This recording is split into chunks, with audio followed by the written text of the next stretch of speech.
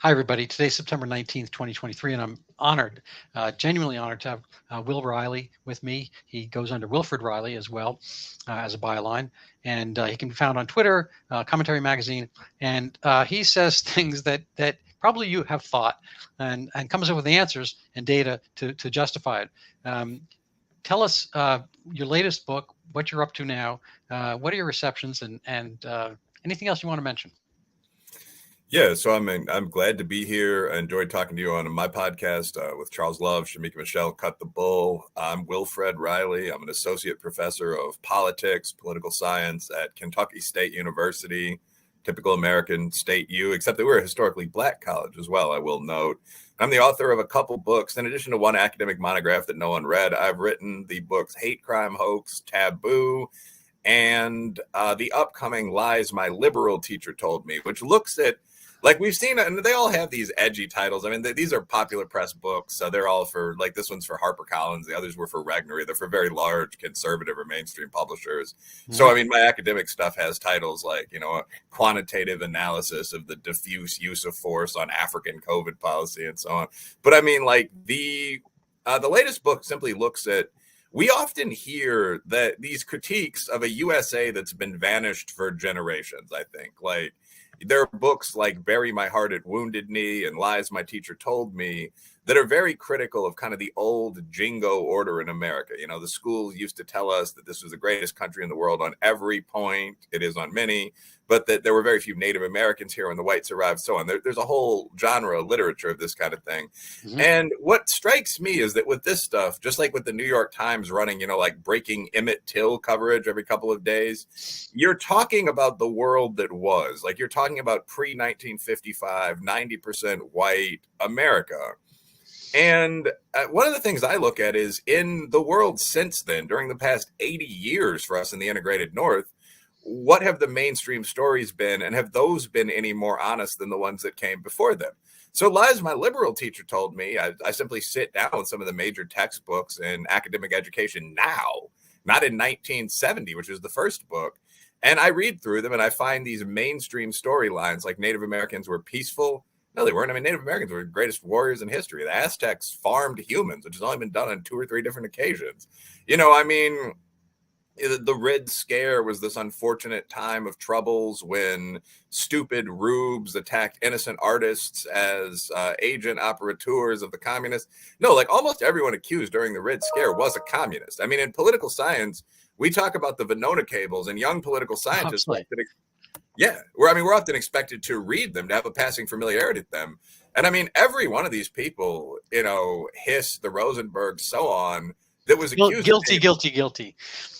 all three of those people were guilty. But beyond that, I mean, of the people mentioned in Venona, probably the guilt rate was 85, 90%. So I just talk about this, like the lies of a new order. Diversity always brings peace, which would be surprising to anyone in Eastern Europe or Africa. It has many advantages, but it has many disadvantages, and just so on down the line. So what are we talking about now in the modern era, and is that more accurate than what we used to talk about? It's obviously not the case that society today is set up to oppress blacks, who are easily the most privileged group in higher education, Fortune 500 hiring, or Asians, who are the richest group in the country. So what are we doing now? That's a theme that I'm writing on right now. Well, that's really amazing. So I'm going to just pop up briefly Hate, Crime, Hoax, such as it is here.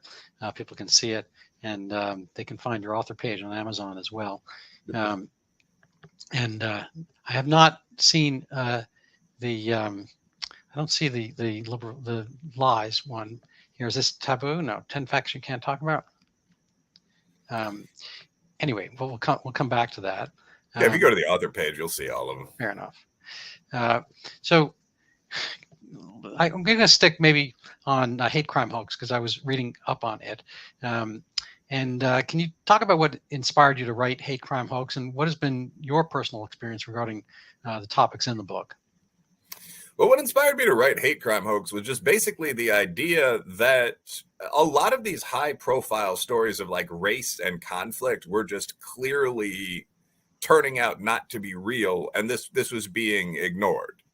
So I mean, during a period in maybe 2017 to 2019, this happened over and over again. I mean, Jussie Smollett, Covington Catholic, so on. And I started to write the book at the start of that period. So, I mean, I was pretty conscious. Now, obviously, when you write a book, if you know what you're doing, you don't generally write the full 300 pages. I mean, you write a treatment, you contact publishers or agents that you're friendly with. But I had a lot of this drawn out because, I mean, I had the stacks of cases on my desk, and this was going to be a couple academic articles if it wasn't a book. It was just, this was clearly happening. Every one of these major hate incidents, I mean, Air Force Academy, where, as I always say, a general had to come down to the campus and sort of separate white and black cadets, but it turned out to be a few disaffected scholars that were writing this graffiti around the campus. You know, go back to Tawana Brawley. Oh my God. Duke lacrosse. I mean, the woman claimed she was raped by 88 men, a varsity lacrosse team, one of the most horrible incidents in history, but it wasn't real. Yeah. You know, I mean, Air Force, or not Air Force Academy, Kansas State, where they said people were writing these terrible slurs on high-end luxury cars. You know, one person after another has gone down. My alma mater is Yale, and Richard Broadhead was kind of overlapped my time ages ago, and he was the president at Duke. And, you know, everyone loved Richard Broadhead when he was at Yale, and he was thoughtful. He's a literary guy. I think he was an English professor, whatever. And he was a young guy then. But, you know, the moniker, or whatever, the slogan, anthem for Yale is Lux et Veritas, light and truth. And you kind of figure that you're going to put some light on something, get the truth before you start railroading people. And, you know, for all the talk about, oh, lynching was horrible, you know, this is broadheading, you know, this is, I don't know, you know, whoever, you know, runs onto, you know, maybe it's Kamala Harrising. If you just jump on a case in advance of the facts, it's a crazy thing. Let's maybe just focus on Jussie Smollett, where, you know, where we have to kind of engineer all the hate crimes that you know, I don't know, white MAGA guys are not doing. You have to kind of make up for them. Can you bring back some of the ethos and sensibility of the time for that case in particular? Yeah, sure. I mean, so with Jussie Smollett, the situation was, I actually remember posting on Facebook, because this was kind of old school. This was 2018. The day after this happened, allegedly, like, I'm just going to come out and say this didn't occur. You know, like this didn't happen. And I remember buddies of mine, I have a pretty diverse group of like young to middle-aged businessmen who are close friends, and people were like, you can't just say that. I don't know, you know, listen to victims, this kind of stuff. You know, even bros have been kind of conditioned to say it. But I mean, I was just breaking down the case as someone who went to a pretty good law school at University of Illinois prior to getting the PhD, and who thought about criminal practice. I actually wanted to be a white-collar criminal prosecutor for a while. This was the Enron era. I thought it'd be interesting to see some people go to jail for things other than having a dime bag of weed in their pocket. But it turned out that the appeal of the private sector, or even academia financially, was a bit ahead of that. But at any rate, like, just looking at the fact pattern there, I mean, so this is a neighborhood in Chicago, Streeterville, that's the young professional area for not only that city, but kind of the upper Midwest. I mean, I've been through that area probably 100 times. I have many friends that still live there that are looking for houses in the suburbs right now. That area went 92% for Hillary Clinton. Right. That area is not a white racist area. I mean, Chicago was one of the core cities for the Great Migration. It's at least 10% black. Professional area, probably 15% Asian, at least 10% gay, if you know anything about the north side of Chicago. So, I mean, this guy is claiming that on this day, he's walking through Streeterville. And by the way, I looked at the weather report. This day, Chicago's no joke. It's the coldest day of the year. It's negative 26. It's 2 a.m. I mean, the breezes are blowing horizontally off the lake.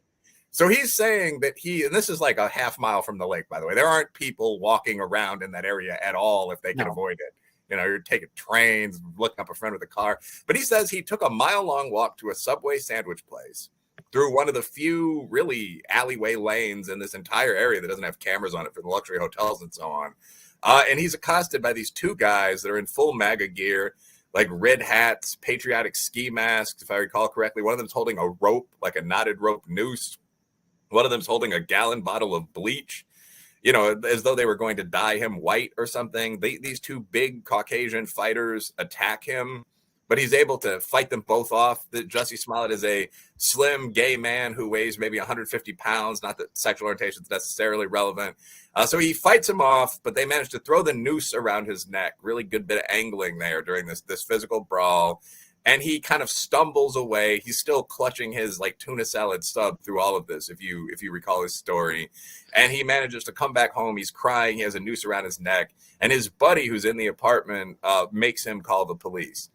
And the whole thing, like where the attack took place, and that's one of the safer neighborhoods of the city, who was allegedly responsible, not like Black or Latino or Eastern European goons from another area, but, you know, Trump guys.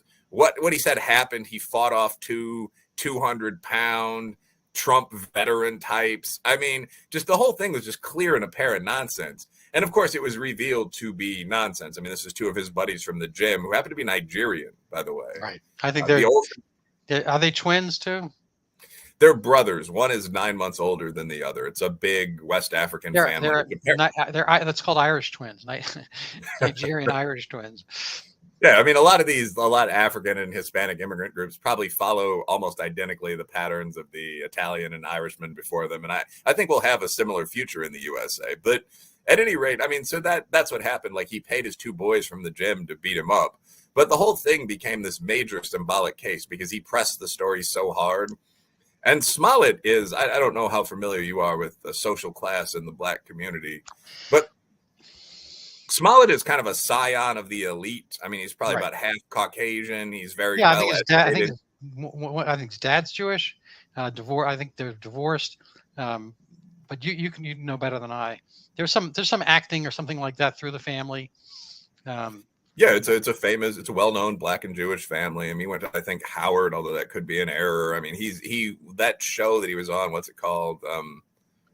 Whatever. Anyway, was it Empire? I thought it was Power for a second, but yeah, it's Empire. And it's funny, by the way, like, we didn't know that because one of the claims in the case was that these Trump supporters were big fans of this show about gay rappers, which is, I'm sure, number one in like deep rural red America. But anyway, so like he's an Empire star. He's friends with the mayor. So all of this stuff contributed to that. And Smollett just pushed it right to the top. Like, he went on Good Morning America. He was the lead block of that show, which is like 12 minutes in the equivalent of prime time. And he just, throughout the whole case, he's never been willing to say that this didn't happen, actually. So even today, like, he said, you know, I accept responsibility for what I did, but I know my truth. I know what happened. And the reason for that is that there's a certain base of like Blacks and blue hairs that are never going to not believe a story of racism. And so he's appealing to them. He's saying, you know, the man made me do what was necessary, but I know my reality and you know it with me. Right. So like when Jussie Smollett comes back for a concert or whatever in a year, I mean, they're going to be 1,000+ people in that room. Like, there are a lot of people that still support the guy. Yeah. So, I mean, as you're talking, I kind of having my little deja vu pathway through my head, you know, what remains in my cerebral cortex. And, you know, it goes back to like Ferguson, Missouri. I've lost track, but Michael Brown. Yep. Kind of the essence of Black Lives Matters in a sense, you know, these aggrandizements. There was, you know, Trayvon Martin, George Zimmerman. What was he? The Latino white man or something? I don't know. Yeah, he's a white Hispanic. You know, frankly, you know, Henry Louis Skip Gates Jr. You know, the beer summit, Obama years. You know, this. I mean, all of these things are always aggrandized. It seems. I don't know if you want to just whip us a little confection about any of those things. What happened with those, just as a kind of brief historical, and what were the takes, and how did they mold, say, Black Lives Matter, which, you know, in my view, frankly, has cherry picked certain situations. They wait for something, you know, blip, you know, kind of like sonar. You know, there are a lot of maybe whales or fish going by that, you know, you don't shoot, don't shoot, don't shoot. And then when there's some big enough tin can that may be something to shoot at, boom, they shoot at. Maybe you can kind of weave those all together in, you know, recent history and your perceptions. Yeah, I think a simple way to put this is that most of the narratives that Black Lives Matter pitched forward were just, one, they were cherry picked, but also two, they were completely fictional. So yeah, the idea is that you go for something that's big enough to get national media attention. I mean, obviously, a white guy and a black guy involved in a, you know, no gun scuffle outside a club isn't going to do it. You need the big boys that are going to really get racial tension flowing and that are going to get the Times and the Post and the Tribune and the Midwest interested. But another point, even with those stories, is that they just weren't real. So, I mean, like in the Trayvon Martin case, like the initial narrative, what they generally do is take these sort of lived experience street reports and among those pick the most sympathetic and feed those out to the press. You're talking about a specific cadre of people that do this. Sean King, the journalist until pretty recently, Benjamin Crump, the attorney who was involved in the Trayvon Martin case and has represented almost every quote unquote victim's family since then, publications like The Root. But what you do is you take the most sympathetic kind of street report level telling of the case and you feed that out to media sources that you know are pretty much going to retell your narrative. And that becomes the accepted storyline for quite a while, and often for all time for blacks and white liberals. It's just that it's never true. So, I mean, in the Trayvon Martin case, the accepted story was that this creepy cracker, that's a Trayvon quote, George Zimmerman was following Trayvon Martin for no reason. And a terrified, panicked Martin turned around to defend himself, and he hit Zimmerman once or twice, and Zimmerman shot him. The reality is completely different. I mean, first of all, George Zimmerman is Mexican. I mean, Zimmerman is an anglicized name, but his mom is Afro-Latina. Like, if you ever see him, he looks like a Hispanic guy, like a Chicago Latino cat. He speaks fluent Spanish. I'm very proud of his links in the Hispanic community. He wasn't following Martin for no reason. He's the head of neighborhood watch in that area, and there'd been a sizable number of burglaries over the past couple of weeks, most of which had been committed by young black or Hispanic men. This wasn't the middle of the day with a black man being harassed. Martin, who was, I believe, out past the area curfew, was walking around at 2 a.m. It turned out he'd just gone to get a drink or something. But he's walking around hoodie up at 2 o'clock in the morning, and he walks past the head of the neighborhood watch. Zimmerman follows Martin for about 12 feet. He's talking to the police as part of his job, and the police tell him you shouldn't be following this guy. Then he stops. Martin doubles back and hits Zimmerman. This is all in the case record. It's absolutely undisputed. And then he starts beating the crap out of Zimmerman. So, I mean, both guys apparently can use their hands well enough. They fight for a minute or two. And then Zimmerman, he's about 6 inches shorter than Martin, takes the fall. He goes to the ground, and there's a guy on top of him hitting him MMA style, which is very dangerous. So he's on a concrete plank area in front of a house. And so his head is being smashed into the ground. And he finally says, apparently, I'm going to draw a weapon. Martin doesn't stop beating him up. He draws a weapon and shoots him once. That's it. And all this is recorded. Like, there were neighbors outside, because you hear these guys screaming and yelling at each other. Like, they're both screaming on the tape of this incident. You know, people are coming out and they see what happened. And this, not everyone, 2 people described this in the court case. So the story there was not real, and that kind of sets the template for these. Like, I talked about that one for a good 2 minutes. Can't do that for all of them.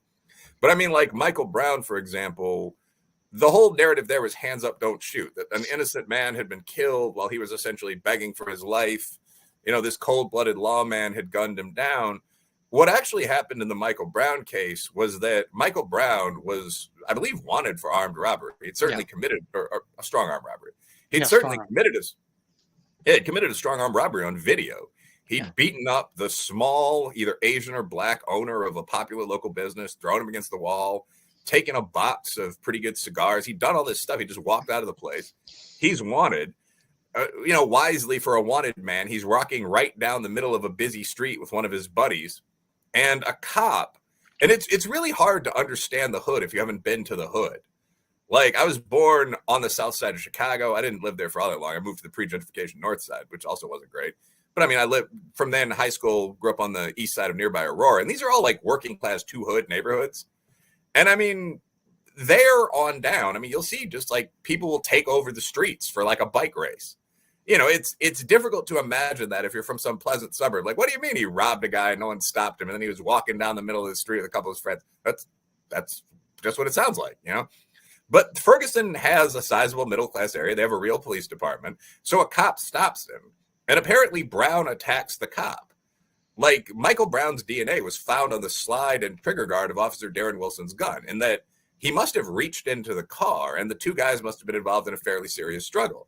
So Wilson shoots him a couple times. And Michael Brown, by the way, is about 6'6". Yeah. He used to play some football. He was kind of a gentle giant. Well, he was definitely a giant. I mean, I don't know about gentle, because he was killed in a physical fight with a cop. But I mean, again, there, the story was like Brown had begun walking away. I mean, perhaps there'd been a bit of a scuffle, but Brown had broken it off, and then Wilson just shot him. Of course, that's not true. I mean, from the DNA evidence and so on, the shooting almost certainly happened while the men were struggling. because of this, I mean, Darren Wilson was cleared by the Barack Obama Justice Department. He was cleared by local authorities. Darren Wilson may still be a cop. I mean, it's very hard to track him down. I've never been able to. But I mean, like that again, that story is completely unlike what the original narrative was. The whole hands up, don't shoot thing was fake. And that persists into the large majority of these. I mean, like if you look at one of the Black Lives Matter martyrs, like Jacob Blake, Rayshard Brooks, I mean, the George Floyd case, like a guy did die while he was being restrained by a cop, which is always unfortunate. But even there, I mean, like the fentanyl evidence and all the other stuff that people were very, very reluctant to talk about and still are. The original story is almost never what it was presented as being. And that's because this whole process we're talking about, the initial stories are cherry picked. The evidence that's presented by counsel for these families and so on is then cherry picked further. And a lot of people involved in the process, from witnesses to lawyers, are just lying. So you get this weird picture of what's happening in the country. And it has actual effects. Like, I think we talked about this once, but the average, again, that phrase, black guy or urban liberal, thinks that between 1,000 and 10,000 unarmed black men are killed every year by cops. That's a very famous study by the Skeptic Research Center. It's hard, large in research.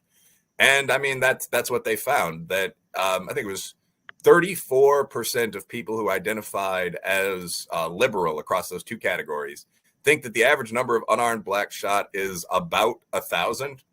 Another 14 to 15% think it's about 10,000. And then 8% think it's more than that. And just like the mean for the estimates would have to be something like 900. The total number of unarmed, specifically black people shot by the cops every year, by the way, I'm sure you know this, but is like 12. Right. Most recent year on record, 15. I mean, so how about unarmed white men shot by cops? Well, that's a good question, because I mean, there are far more of them. I mean, but first of all, there are less than 100 unarmed men of all races, white and Hispanic usually combined, shot by the police every year. I can't remember it going over 100 in the past 10 years. So when people talk about, there's a genocidal rate of police violence, bear in mind that we're talking about 100 people out of 350 million people in the United States of America. This isn't Norway. I mean, people will say, well, the equivalent figure for Finland is, 15 or whatever it is. The United States is almost 100 times the size of Finland, and 50 plus times the size of Finland. And we have far higher crime groups. I mean, whether you're looking at, African Americans, Scots, Irish, Appalachians, the giant border we have with the third world country. I mean, like all of these issues, it's just silly to trot out Denmark and say, well, over there, they managed not to do this. It's utterly irrelevant. Our total in our country is still 100 guys. But yeah, the thing with police shootings is that if you just open up that full police shootings database, and unarmed shooting figures usually aren't that different, 70 to 75% of the people shot by cops every year are Caucasian. They're white or they're Caucasian Hispanics. Like, this isn't disputed by anyone. And when I speak to like men's groups or groups like heavily black sports teams, I think might be skeptical about this. I'll just give them the figure and then say, name one. I mean, you can say maybe the black cases were 5% worse or something like that. But have you ever heard of any of the white cases? And because of where I live, every so often some Appalachian guy or guy with a Caucasian girlfriend will say, Tony Tempa or something like that.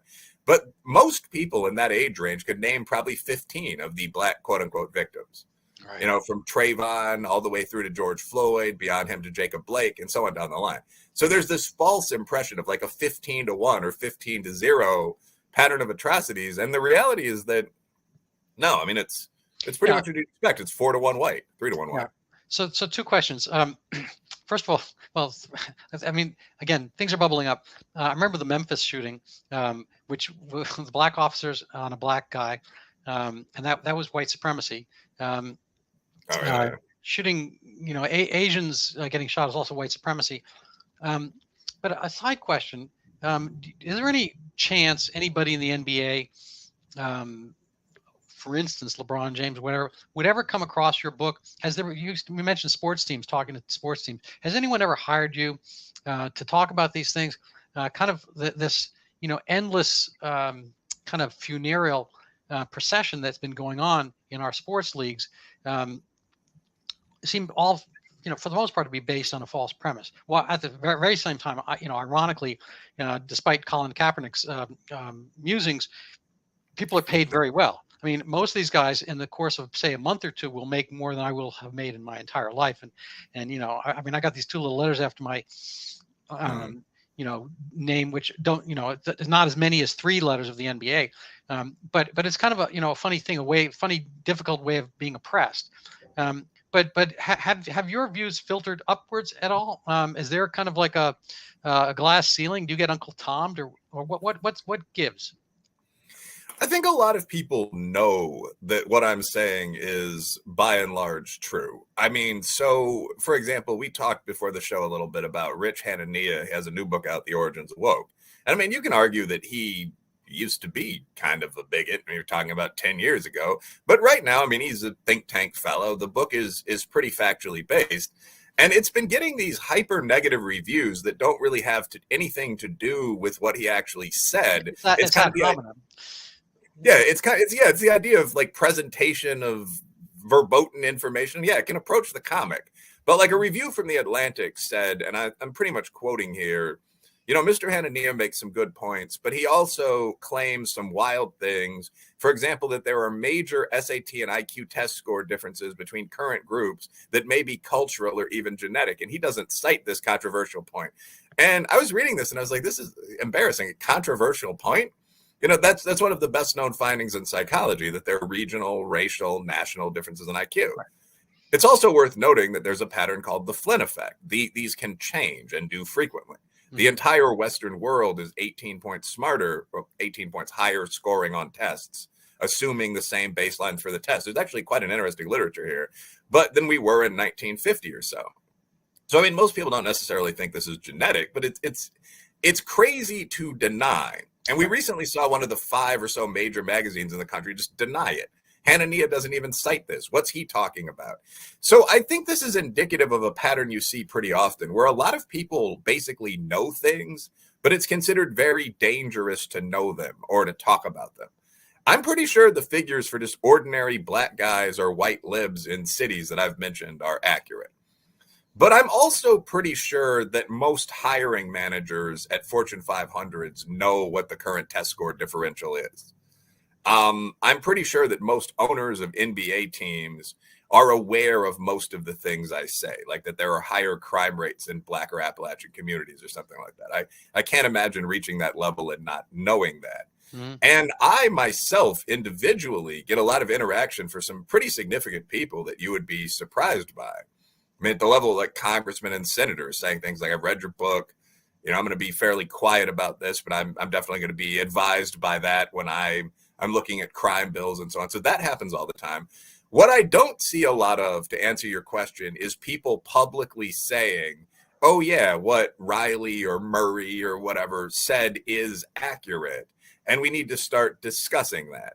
We need to actually put urban kids into Michaela-style charter education and see if these gaps close. And the only culturalist hereditarian debate on that, by the way, is whether the gaps would close by 55% or 100%.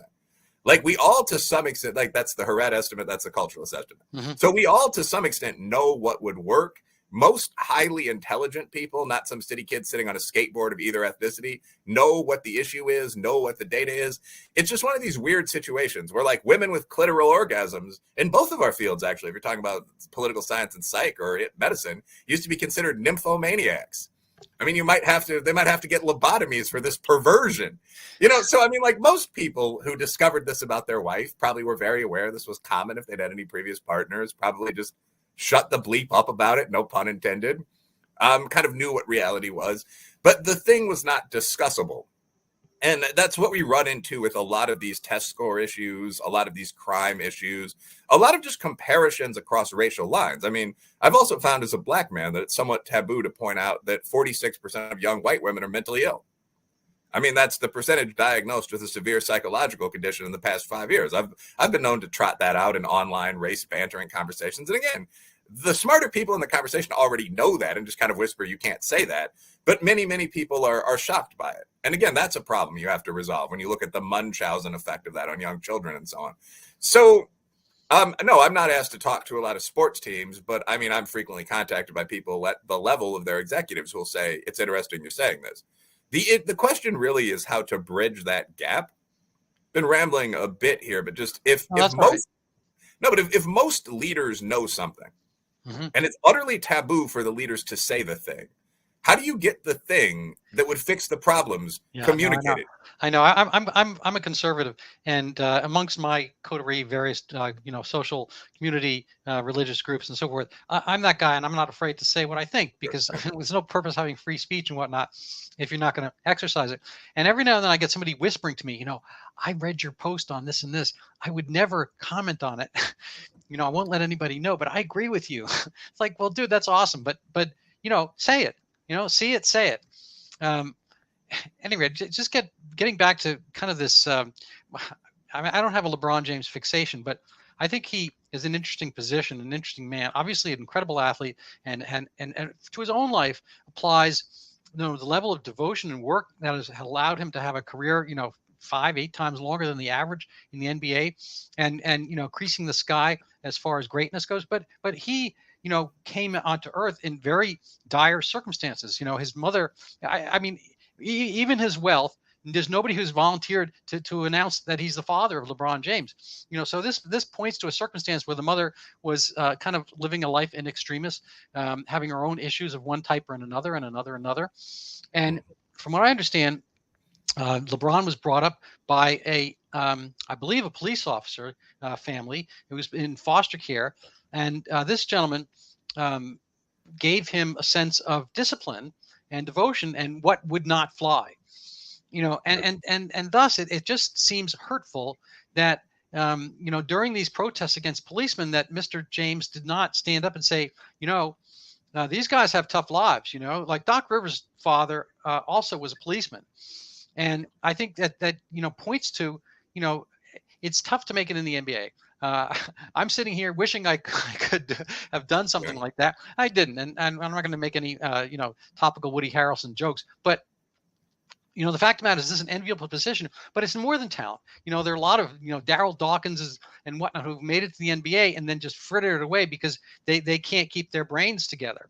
And so here LeBron has done this work, and he has had an applied discipline put to him, but he doesn't have the discipline to point out that discipline came from a police officer. And these guys have tough circumstances. They deal with tough situations, and there are a lot of people who've gone by the wayward, potentially with LeBron James talent, who did not make it all the way because they did not have that same thing instilled in them. And I just feel I'm kind of rambling here myself, but I don't know. Can you speak to any of that issue about kind of like forgetting how people who have become successful got there, and there's kind of this reverse, I guess, I don't know, reverse ignorance of their own circumstance, their own benefits, and how they did it through disciplined hard work and whatnot. And somehow, George Floyd is the same as them. He embodies them. He doesn't, I don't think, at all. Yeah, I think that's a really good question. And again, it might get back to the, marriage and the era where sexuality is verboten kind of conversation. Like, most people know some things quite happily in their private lives that they just view it as very tactless or very dangerous, I think, today in the cancel culture era, more so than in the past that we're referencing, to discuss. So I think that's a big part of this. So let me actually take some quick notes. So first, the phenomenon you're describing is absolutely obvious to anyone that watches any American community, maybe especially the Black community or the working class community. But you hear all the time these normal people kind of honoring people who were complete scumbags. And I'm not necessarily referencing him at that level, but I remember Barack Obama, either one of them, but I remember Barack Obama talking about the Trayvon Martin, George Zimmerman fight and saying, it's easy to imagine that my son could have been involved in that situation. One, if I had a son, he would look just like Trayvon. Two, and I'm thinking about this as myself, an upper middle class Black man, and it's like, no, that's absolutely fictionally false. Like, your son would not have been wandering around at 2:00 in the morning. His son would have gone to Friends Academy, or what's the one in DC? But just any of them in Chicago would be Latin, or Boston would be like Latin or Quaker. Like, yeah, he wouldn't be out there. He wouldn't be getting in a fist fight with a big Hispanic dude at 2 a.m. while high, because he went to the store to get some junk food. That's not a thing that would have occurred, and that beyond that, like, he would have looked like Trayvon. In terms of everything from the hoodie to the gold tooth, no, he wouldn't have. That doesn't mean that either Trayvon or Zimmerman should have been killed. I'm going to interject very briefly. I've noticed this one case. Every time there's kind of this horrific murder, the photo of the guy is Oh from yeah, yeah. from his like, seventh grade, you know, graduation. He's like 11 years old, and he's holding balloon for his birthday, or his graduation robe from high school, middle school, whatever. I mean, everyone thinks Trayvon was a tie, Yes. and nobody shows like his he's got the his smoke videos and the gun. I mean, this is stuff he's broadcasting himself. Yeah, Trayvon Martin, when he was killed, was a 17-year-old, I think, high school student, used to be a football player. He's about 6'1". The minimum I've ever seen him listed as by a real source is 5'11". Again, none of this means that you want either one of these guys to die in a physical fight, but just Martin had the advantage over Zimmerman, was apparently winning the fight. The image of Trayvon Martin, the kind of bucolic Trayvon that people often call it, is a picture of him at, I think, 12, when he was first heading off to middle school. And a lot of people don't know that. Like when you say, well, this is a fight between two men, people start freaking out and saying, men, you think that 12-year-old boy, that little black boy was, and it's like, well, that's not who he was. And when you show a video of the actual other opponent, people are shocked because it's almost invariably the first time they've ever seen it. So, I mean, that's a pretty significant issue, actually. But back to the broader point, though, like, obviously there is a great deal of praising of people who objectively have had bad, disturbed lives by people that haven't. We saw this a ton of times with George Floyd, like where people were saying, like, we are all George Floyds. Any of us could be in George Floyd situation. To be in George Floyd should not have died. I mean, there are ways to hold people down that are different from this, so on. Yeah, and I'm sure if this guy, Derek Chauvin, yeah. Was that, what's the name? Yeah, Derek Chauvin, Derek Chauvin, yeah. If he had known a slightly better way, I think he would have done it. There were a lot of people watching him at the time. I don't think, you want to do your vicious race crime because you're a secret X, Y, and Z. And you want to do it. You're not going to do it there. You're going to find a Jussie Smollett dark alley. No, I mean, yeah, I don't think Derek Chauvin was a racist at all. I mean, Derek Chauvin was in an interracial relationship with a dark-skinned, like, Indonesian or Cambodian woman. And George Floyd, I mean, how many people realize what did he do? He beat down a pregnant, was that his girlfriend or somebody? I mean, he robbed a pregnant woman allegedly by pointing a gun at her stomach. Like, George Floyd was a criminal, at least before he got caught and that kind of run of success ended. Like, I mean, rap song level. Like, the crime he was charged with was that he and a bunch of his boys went to a supply store and dressed up in uniforms from, like, the water company and pulled up at the house of a woman that, if you read between the lines, like, Hispanic woman, big fat, like, if you read between the lines, like, her husband may have been moving some weight, as the kids say. But they pulled up at the house of this person and essentially tried to rob someone they thought was either a successful citizen or a drug dealer. But, like, multiple people jumped out of a big car in these water department outfits and came in and started tearing up the house. Like, it was a, like, CSI level crime. Yeah, it was a feces show. Yeah, I mean, George Floyd had done stuff like that before. I mean, George Floyd is the guy shouted out in Swishahouse rap songs from Houston as Big Floyd. George Floyd had an interesting life. I try not to speak ill of the dead, but, like, George Floyd is also a pornographer. I mean, until recently, like, you could go on Pornhub, allegedly, like, this isn't a big thing of mine, but you could go on, like, Pornhub and sites like this and search George Floyd, and you could pull up videos he'd made with ex-girlfriends and so on. He apparently had decent equipment. So, like, George Floyd had done a bunch of, I mean, like, cameras. But, I mean, like, I lost you there. Yeah, very important to check that double entendre. But anyway, so, like, George Floyd, though, was a guy who'd lived kind of that urban, almost rapper lifestyle for a long time. I had no idea about that. Yeah. He finally settled down in Minneapolis, which is, I mean, a big city, but a little more slow-paced, mostly Caucasian, even in the hood. He had a steady girlfriend. But, like, even then, to get into George Floyd's situation, you would have to be high on meth and fentanyl at the same time, while trying to pass fake money, and would then have had to get into, like, a 30-minute long clash with the police, where, like, he refused to sit in the police car. He obviously worried about. He was pretty agitated. I've watched the entire video of that stuff, and nobody, again, cherry pick.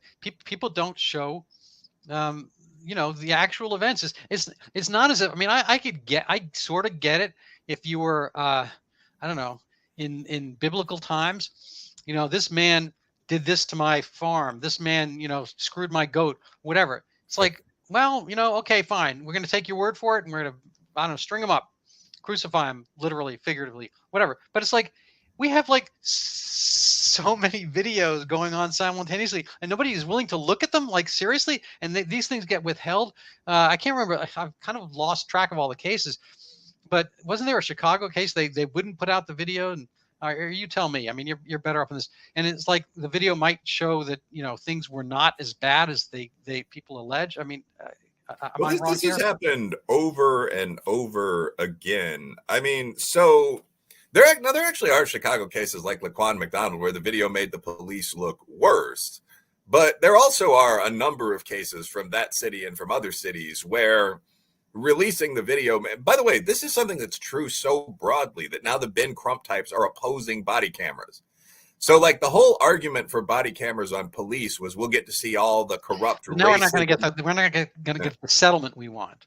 Yeah, but the argument, well, that's exactly right. I mean, this is all like this woke stuff. A lot of it, I don't really think dates back to like Herbert Marcuse and so on. I mean, it's some of it does. That's the underlying ideological structure. But a lot of it is just ambulance chasing lawyer crap.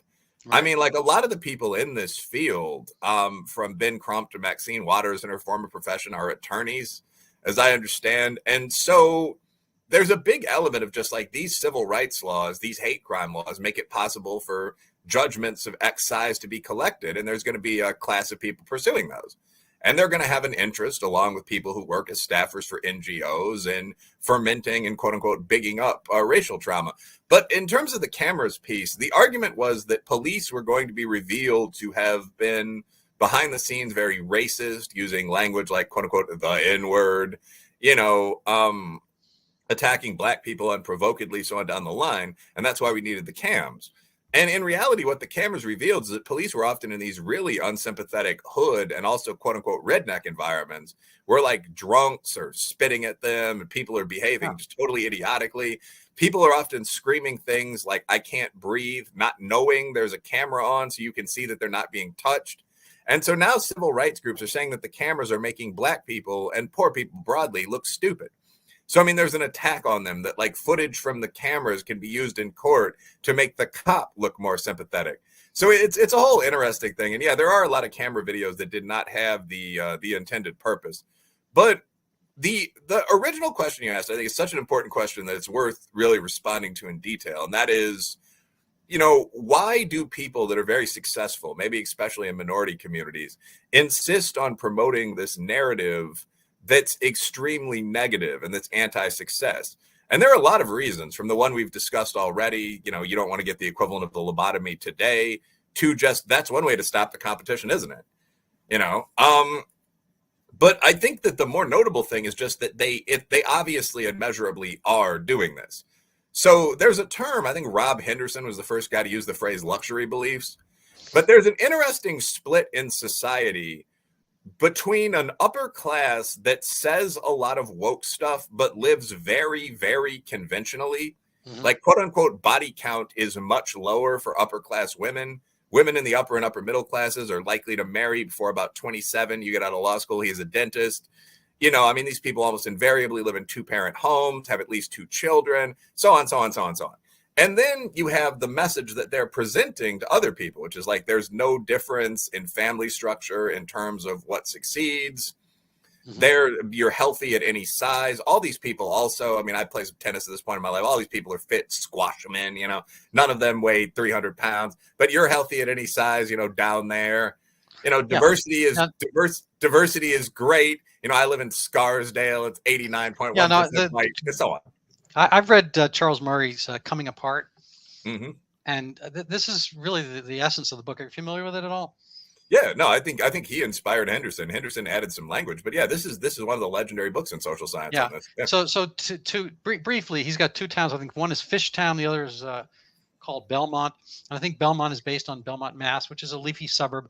And Fishtown is based on, I think, a kind of a blue collarish, rougher place, a lot of welfare, Section 8 and so forth, outside of Philadelphia. But he just uses those as names and fills in statistics from places like that around the country. And the people in Belmont, the people who want kind of the more libertine rules and so forth. Say legalize heroin. Marriage doesn't count. This and that. All this stuff. They themselves live very cloistered, regimented lives of discipline, and their kids ditto. And ironically, the people in, and politically they're far from the left. They are on the left, the kind of the John Kerry effect, say, and the people in Fishtown are more rough and ready, and they've experienced a lot of these excellent ideas from the Belmont type Harvard-ish elites, and they're like, screw this. We want we want bedrock principles. We want, and they skew more conservative. This is kind of the paradox is really the essence of Trump's victory. At any rate, I think it's a funny thing that people are embarrassed at their own success. I think that's I don't know how long that's been going on. Maybe ancient times. I actually think, not to at all jump in there, but I think it's a uniquely American phenomenon, because I mean the whole American idea is that we almost don't have social classes, right? Like, this is the land of meritocracy. Everyone can compete. We're not supposed to believe in any genetic. For the left, even cultural differences between racial groups, arguably the sexes, regions of the country, so on down the line. So if you, or I think more to the point, your father, because I mean, the guy who actually worked his way out of Fishtown to become a steel magnate doesn't feel any guilt. But if you're growing up in a big house and you see that you have these advantages, and in fact, they are quite traceable to empirical things like the prey drive level of your parents or your own IQ, but you're not supposed to think that. It's very, very easy to slip into that mold of saying, well, there must be something unfair. There must be something unjust here. And I think that that's what most kind of left wing, I'm thinking of like white female friends and girlfriends from law school. Like, that's what a lot of this angst comes from. The idea that there must be something wrong with, like, you often hear the phrase like me having all this. And so the real explanation actually is pretty simple. Like, there are at minimum cultural differences between people and large cultural differences between groups. There also are other things. Like, I mean, there obviously are genetic differences between men and women at very least. There are stochastic differences, just random patterns of chance produce 15, 20-point gaps between groups. There are regional differences. I mean, the West Virginia to DC white IQ gap is far larger than the black-white IQ gap. There are differences caused by past racism that you just can't do anything about. And I also think there's a hugely reductive part about looking at melanin content, aka race, and ignoring cultural aspects amongst blacks. I think we mentioned Jesse Smollett hired out his MAGA hats to two Nigerian guys, and so they were essentially looking for work. And so they're weightlifters, so they're working out. They're getting jobs. They managed to attach themselves to a wealthy actor, quasi-famous, more famous now. But it's kind of an irony, or interesting at the very least, that Nigerians are a big immigrant group right now, and they're coming to a place that's so super horrible, racist. I mean, I don't think so. And they're doing better than on average, from what I understand. The Nigerian Americans are doing better on average than the average of whites. And it's like, well, they are technically, if you want to do genetics, whatever, they're technically blacker than American blacks, who kind of had some misogyny over the years of slavery, whatnot. So they are blacker and yet doing better than American blacks, and doing better than, I think on the average, I mean, only slightly better than American whites. So they basically, they're following the immigrant pathway, which is, put your nose down, work hard, get the jobs, don't do any of that stuff, and I think there's probably some tension between the American black, you say interclass, community, which I hate the term, and Nigerians. I don't know. You tell me. Have you noticed any of that stuff? Well, yeah. I mean, there's tension, kind of the same as there is between whites and Jews. I mean, like there's this kind of tension within every group, where highly successful groups are criticized for bullshit reasons. I mean, it's the middleman minority syndrome and so on. So, like, the white dislike of Anglos and Jews among Italians and Irishmen has gone back 100 years. And I mean, you hear these idiotic comments like, if it weren't for those Jews and cake eaters, we'd have a better community here. And you like look around, and some of the places I've been, like parts of East Aurora, and it's like, nah. You wouldn't have anything but the trailers and such. I mean, like, there'd be very few businesses. So I mean, yes, you see that dislike of successful people, including successful people that employ you, in every group. I don't think it's any higher among blacks. But yeah, you definitely do. I'm pretty sure it's these humans, Yeah, like these damn. once we figure out humans, I think we'll be good. Yeah, I actually think encountering alien life, just to throw some nonsense out there, is something that eventually will happen. That'll probably really cut down on the focus on human differences. Like if we encountered creatures that couldn't die, for example, that came from the bacterial instead of the what became the mammalian line of life, or Yeah, but creatures that had no gods or different ones. I mean, yeah, like, you're implying that everyone's always going to be on board simultaneously. And we see that when something actually does happen factually, there are already going to be huge silos of information, and I hate to use the term, but other information, and people follow as they will. I mean, you can take something as pretty blatant as the 9/11 towers falling, and there's 15 different theories about it. So getting everyone on board is almost a religious quest, and we're not going to necessarily have time for all that. So I want to kind of segue slightly to a lightning round here, okay. to wit, I have your page here at commentary. It's got a nice picture of you, and I mean, maybe we could just kind of zip through a couple of these. The Karens were innocent, and there's about I guess there's 14. So maybe just 20 seconds on titles here, and I'll scroll down. Yeah, I mean, the Karens were innocent. The headline says it all. Like these random upper middle class white women, like my friend Sarah Brash, that were accused of these insane crimes. I mean, we recently saw a pregnant nurse accused of taking a bite from 5 young, aggressive black teenagers. I mean, none of those things happened. It's an extension of the general race hoax problem. But last line, the Karen thing became a way to attack women, particularly white women. So you're not supposed to say the C word or bitch as, a modern male leader. So people just switched over to Karen. And most of those people didn't do anything. Warts and all.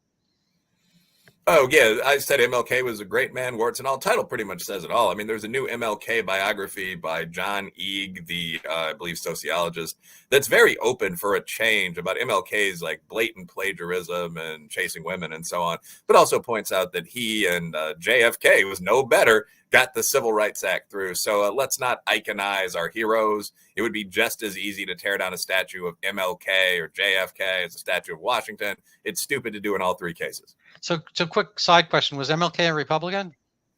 MLK, as I understand, voted for both parties. I mean, Eeg digs up some old registration forms, and so I think it's fair to say he was a political independent. But most black business people in that era probably would have been Republicans. I mean, yeah, I think people don't remember that it was the Democrats, the Dixiecrats, and so forth that were keeping them down. It was, basically the Republicans, was kind of the Brahmin class reaching out and overturning a lot of that stuff. I mean, obviously, Abraham Lincoln was a Republican, and he paid for it with his life, essentially. Yeah, whenever people ask me who my favorite Republican civil rights figure is, I say first Abraham Lincoln, and then second either MLK or Malcolm X, because my understanding is that both those guys voted Republican at different points in their life. So, I mean, it's the KKK was the paramilitary arm of the Democratic Party through most of American and Southern history. There's really now they've changed costumes from white to black. Oh yeah. That's an old line from Europe, but it's worth remembering. The people wearing the masks and saying what you can't say are always the bad guys. Like the guy throwing a Molotov in a cop car with a young female officer in it is never the good guy. So, I mean, that's something to keep in mind. Like they aren't anti-fascist protesters and so on. If you're talking about full-on black blockers for Antifa. Okay, so here we have 2 more lightning round topics. Did Black Lives Matter save Black lives? No, the black homicide rate since the start of Black Lives Matter has roughly doubled, which is something people really avoid saying in the mainstream, but that to me is just unavoidable. I mean, if you look at that rate, it's always been high, just like our overall rate is high. But it went from, I believe, 16 over 100,000 per year versus 5 for all Americans, about the same for whites, to 33. So, I mean, they're now, if you separate whites out from Hispanics and so on, there are about 8 times as many black murderers per cap as there are white murderers. That's an unusual phenomenon. Could you say that again? Because I have one listener in particular who worries for his black friend in our leafy suburb, who might get more kind of sidelong glances from police officers. Could you repeat that and maybe give a shout out to what my friend and or his friend should do? Well, I mean, first of all, your buddy that lives in a leafy suburb shouldn't do anything. He's a successful guy who lives in a leafy suburb. Like, it probably is true he experiences 1% more racism than a white colleague. Although I would say one of my Appalachian students with like warrior brands tattooed on their face and so on would get a lot more looks than the guy we're describing does in his Lacoste. But at any rate, the basic point that I'm making, like, the black murder rate was always higher than the white murder rate, but they were often comparable, say 16 to 6, or at least the general American murder rate. That is no longer the case. The black murder rate is about 8 times as high as the white murder rate. That's what happens when you have a figure like 35 as versus a figure like 5. So, I mean, Black Lives Matter led to an incredible pullback in policing, but also an incredibly specific pullback in policing, which is to say that Hispanic and poor white areas, which saw all this rioting, I mean, there were people there arming up to fight the rioters if they had to. There was no desire to get, Johnny Law off the corner. The valorization of criminals in general seems to be kind of a black thing. Just like I mentioned earlier, mental illness seems to be kind of an upper class white thing. Like, all groups have their pathologies. But it's important not to ignore this in the black community. There's no white equivalent of George Floyd, not because there's not a white equivalent of George Floyd. There's Tony Tempa, Dylan Noble. I mean, I can think of probably 6 or 7, Daniel Shaver, that have been killed in just these very dubious, often horrible ways. The difference is that there's not a lot of valorization of those guys, one of whom was waving what looked like a rifle around, from the white community. Yeah, from the pornography side, we have Hunter Biden. Yeah, the difference, I think, is that I assume there are a lot of white guys that think of Hunter Biden as a funny anti-hero. So there is definitely an equivalent of the black thug, like the white raver or punk guy who goes into business. There are hundreds of movies about this from, SLC. American Psycho, whatever. And tell us who's in this picture. I'm sure, I imagine it's Ibram Kendi, the new definition of racism. Yeah, that is Ibram Kendi. And my point in that article is, right now we are seeing an attempt, particularly on the political left, to really redefine what racism even means, i.e., the traditional definition of racism has meant something really simple, like disliking, acting out against members of other, ethnic or genetic in-groups. What Kendi is trying to do is redefine the definition of racism so that it means something like any system that produces disparate outcomes between any two large groups. And as we've just spent an hour discussing, that's not a definition of racism, that's a definition of life. I mean, the average black man is 27, modal black man, 27, modal white guy is almost 60. You make more money at 60 than 27. So until you adjust for this kind of thing, it's just meaningless to make the dumb statements like that. Yeah. So who was Ibram X Kendi? Is that I assume that's an assumed name. Yeah, he was Hank Rogers. He was a middle-class black kid from, I think, Pittsburgh. I mean, there are a lot of people that have done this routine. Some of his early writing is actually pretty interesting, but he's since moved into what, with all of his books, How to Be an Anti-Racist, Stamped from the Beginning, so on, has become kind of his stock in trade. And that's just saying that any difference between any two big groups on any metric is due to racism. So we need a government department called something like the Congressional Office on Anti-Racism to fix that. And I disagree. So there's always this time travel conundrum. If you go back, if you could, I don't know, get a better home life for Adolf Hitler, or you kill him as a kid, whatever, then we don't have World War II, we don't have the Holocaust, so forth.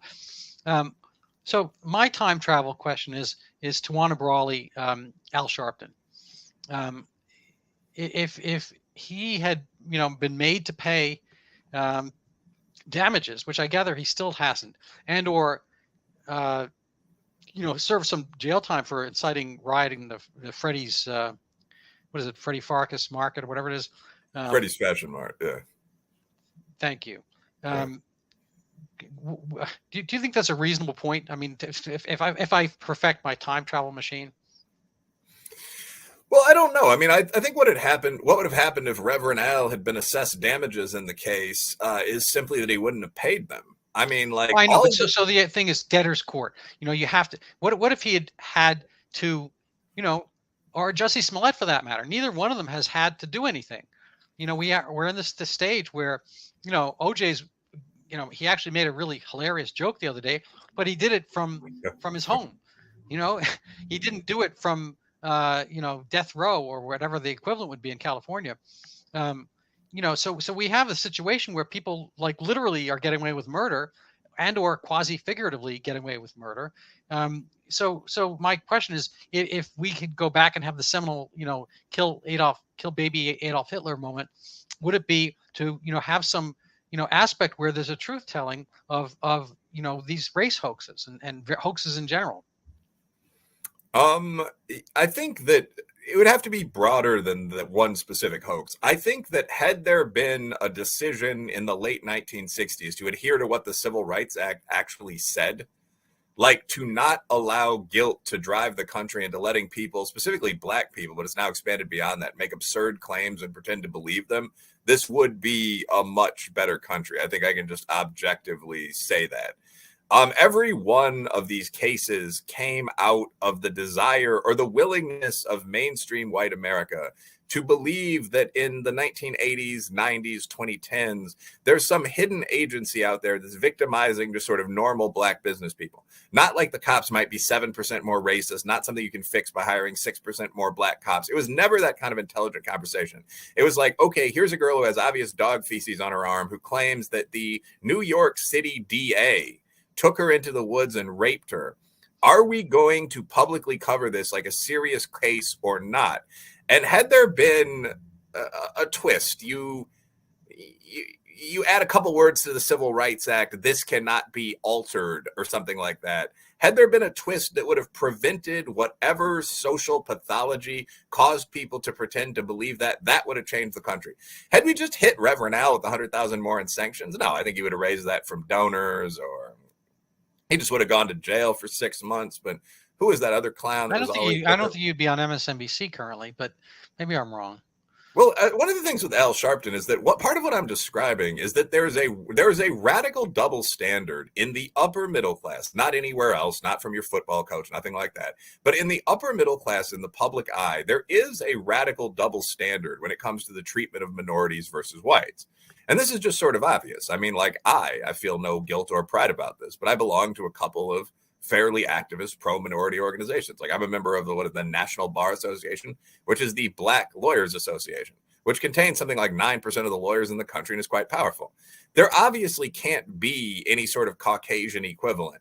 Even something like the Hibernian American Bar Association for Irishmen would today be pretty controversial. So this kind of double talk, this kind of double standard also extends into treatment. I mean, obviously we see this with affirmative action, the edge you receive from being a black or in many cases Hispanic applicant to the Ivy League or even the Big Ten is on the order of 300 SAT points. That's quite empirical. We all know this. So, I mean, similarly, in terms of treatment, if you're trying to hire people from a group that makes up about 10% of the country and still doing somewhat worse, I mean, you're going to overlook some things. Like with Al Sharpton, I mean, Sharpton allegedly once tried to buy cocaine from the FBI. I mean, I don't know if you're familiar with this case. I've only seen it broken by like ESPN in the context of a sports story. But if you Google Al Sharpton cocaine FBI informant, you'll find these tapes of Al Sharpton saying things like, yeah, I can get you the coke, but I'm not sure if it's pure. And like anyone in a hiring manager role would know this. It would be incredibly easy to find. So, I mean, obviously all that, 8 people were killed in the Freddy's Fashion Mart fire. I mean, theoretically, you could accuse Al Sharpton of leading a pogrom. Ben Shapiro once did, right? Yeah. I mean, where he's saying things like, if those Jewish diamond merchant bleep suckers want to get it on, they can pin their yarmulkes back and come to my house for a fight. This is when blacks and Jews were literally beating each other up. This is a Crown Heights riot, which black Americans started, although violence on both sides. So, I mean, all of that had to be overlooked for anyone to hire Reverend Al, because we are currently in a society where that kind of thing can be overlooked. Yeah. It would take dramatic changes to fix that. I would say one baseline change, and obviously I'm just spitballing here. I mean, we'd have to work over the legal language and so on, but would have been going back to the original civil rights documents and saying nothing in here can discriminate against blacks, but nothing in here can discriminate against whites. This is it. We're done fighting each other. I mean, dozens of people died during the civil rights movement. We often forget that. You know, we're done fighting each other. No one's bombing anything on either side anymore. What we're going to do is move forward and treat each other roughly equally. That's it. We already desegregated the schools. No more of these sob stories. And I think had that happened, again, race relations would be better today. What we've seen, yeah, I mean, that's it. There's really nothing more to say there. So we're kind of rounding out the hour, a little bit over it. I like the lightning round. Maybe we'll have to have you come back and do more sure. lightning round, or just have a special lightning round session. Final words from you. Yeah, I mean, I think my final words. There's an old show, maybe the X-Files, where one of the characters used to say, "Just keep watching the skies." My comment would be something like, "Just keep watching reality." Mm-hmm. The basic reason that in the Western world we believe in jury trials, we believe in journalism, we believe in interdisciplinary journals, one of which Joybs, I'm currently an editor of, is that we think that the ordinary smart person has this facility of logic that they can use to look at claims like some women have 9-inch penises, which we haven't touched on, and decide whether those claims are true or not. And I believe that this facility of logic is real. Everything I just described, plus the scientific method, the Flynn effect, so on, would be impossible if this potential for individual brain improvement didn't exist. What I'm getting at with all this is if you see things in society that seem to be blatantly nonsensical, or if you recognize patterns that people seem to not be talking about, we've talked about black crime, urban white mental illness, so on during this show, all this untouchable stuff. You are probably not wrong. You're probably being intentionally misinformed. So look for other people that are saying what you're saying. Look for real knowledge. And most people watching this show could probably find the academic press, so on. And again, just kind of keep watching the facts. That's pretty much all I can offer, a chance to see reality. I appreciate that. So I'm going to offer people a chance to see reality as well. If you'd like to support my video cast, this is my final word. It's a little bit of self-promotion here. You can spend money and buy my book. It's called Overturning Zika, the Pandemic That Never Was. For the same gentle price, you can get a picture of me on the cover. And this was an event that maybe is fading into memory, along with Jesse Smollett, hopefully. But there was a pandemic in Brazil of Zika, of dengue virus causing microcephaly, a congenital issue that has disappeared ever since. But there was big upheaval. A lot of the prodrome events that we saw later play out in the, I don't know if you remember this last few years, this thing called the COVID pandemic. I don't know if you remember any of that, but a lot of the same characters are there, and it was overblown, and it always goes in the same direction of increased fear and getting people to change their social habits and behaviors. In this case, the Zika microcephaly pandemic, such as it was first of all never really there. There was conjecture, there was no good science, but it was used to overturn the abortion statutes in Latin American countries. And people were also told not to have any children until there was a Zika vaccine. It's 8 years later, there's no vaccine. Nobody's retracted any of the information. They've made $1 billion industry out of Zika, et cetera. So the researchers are doing okay. The populace is scared. The birth rate's gone down in Brazil. They're probably, at this point, I'm just again spitballing a little bit, maybe probably about 1 million souls who never came into existence because of this particular episode of fear, which has never been replicated, even in that crucial ground zero, Northeast Brazil. It's never been seen again, and nobody will talk about anything possibly wrong with the original theory. So look, it's somewhat like the George Floyd and Trayvon Martin, whatnot. That something happens, it gets spun a different way, and everyone assumes the spun thing is real. And that's kind of a sadness of our time. But I very much appreciate your bravery and forthright. All right. Well, thank you. Thank you.